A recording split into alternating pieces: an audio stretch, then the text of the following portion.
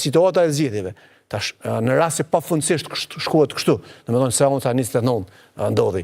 Pastaj ndëgjum një deklaratë të kandidatës së vetëvendosjes për kryetarin e Kuvendit Albina Haxhiu që tha mundemi me shku në zgjedhje parlamentare bashkë me zgjedhje lokale. Kjo është absurde. Domethënë për shkak se fillimisht këta kanë dalë çdo ditë kanë thonë që na kemi shumicën për qeveri, po s'po e kemi shumicën vetëm për parlament. Dhe tash dalin me idenë po shkojnë në zgjedhje, nëse ki shumicën parlamentare për me kriju qeverinë, pse ki nevojë me shku në zgjedhje e para. E dyta, nuk mundesh me i bashkuti çaq thjesht zgjedhjet lokale me zgjedhjet parlamentare për shkak se zgjedhjet lokale janë zgjedhje të rregullta. Edhe zgjedhjet e rregullta fushata zgjat 30 ditë. Dhe nëse shkohet zgjedhje parlamentare, këto janë zgjedhjet jashtëzakonisht ose të parakohshme.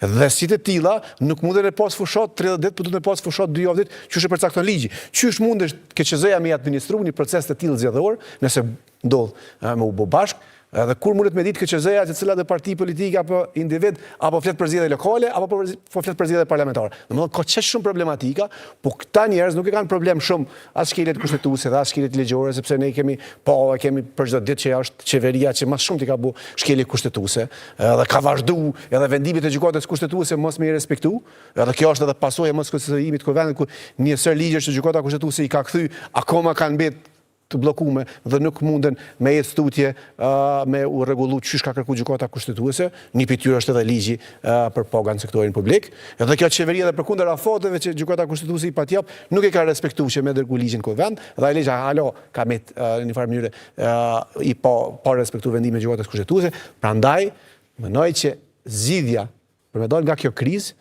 është tek presidentja. Edhe më çudit tepër shumë fakti që duke marrë parasysh që po flasim për 4 muaj që Kosova është në bllokadë të krijimit të institucioneve, presidentja akoma rrin dhe vetëm shikon.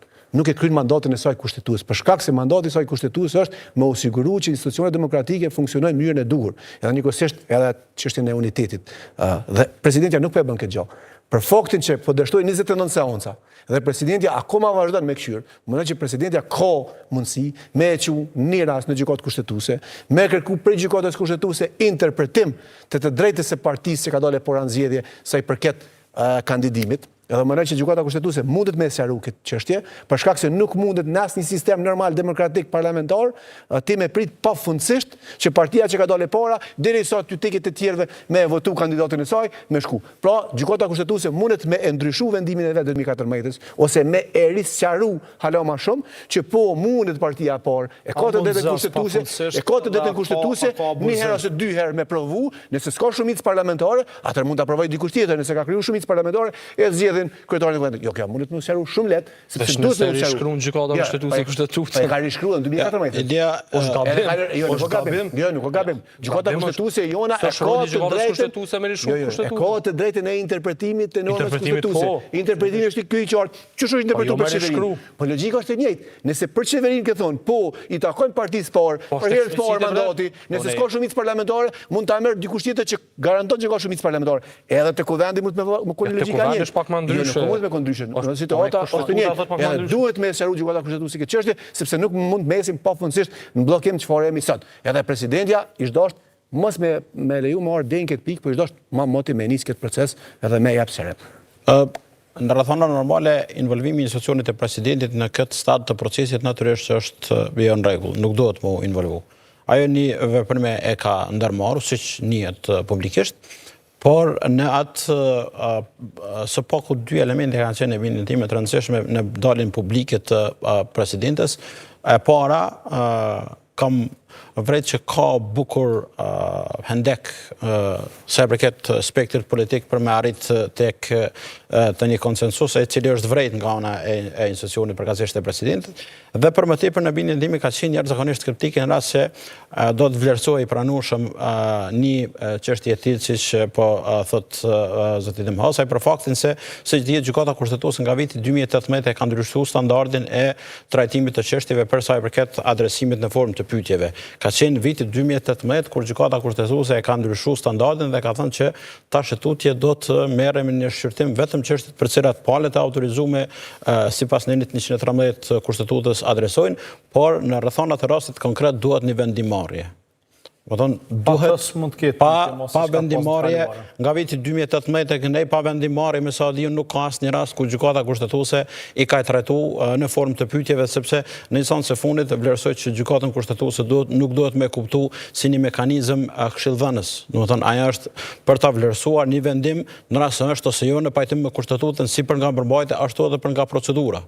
Edhe në këtë drejtim subjektet e tjera politike, askush nuk i pengon nëse eventualisht i kanë numrat me shku me marrë një vendim edhe me ardhë deri tek një rast i rishikimit të standardit vendosur nga ana e gjykatës në vitin 2014, se a do të vlerësohet apo jo, e thash, në vitin 2014 duhet me pas parasysh gjykata kushtetuese e ka interpretuar çka nënkupton grupi më i madh parlamentar dhe të drejtën e subjektit e nominimit të kandidatit.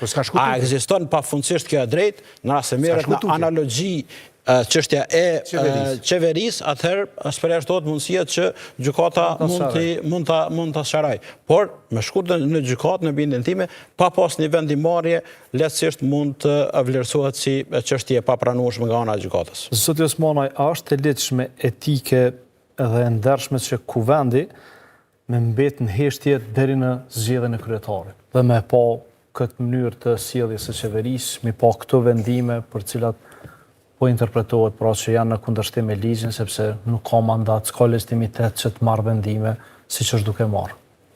Po tash, na jemi penge asoj rregullos kuvend punës së zgaboj që nuk ka debat parlamentar ose s'lejo debat parlamentar këtë seancën konstitutive, për shkak se ideja e seancës konstitutive është pak më shumë formale, ceremoniale, pra ka ndodhur një proces zgjedhor, dihemi kush çfarë peshë ka, mbledhemi aty, paraprakisht normalisht ka biseda, ka dakordime, themelot ose krijohet një shumicë parlamentare dhe ajo shërben si seancë pak a shumë, si me thonë, ceremoniale për me themelu institucionet dhe me fillu puna. Kushte normale.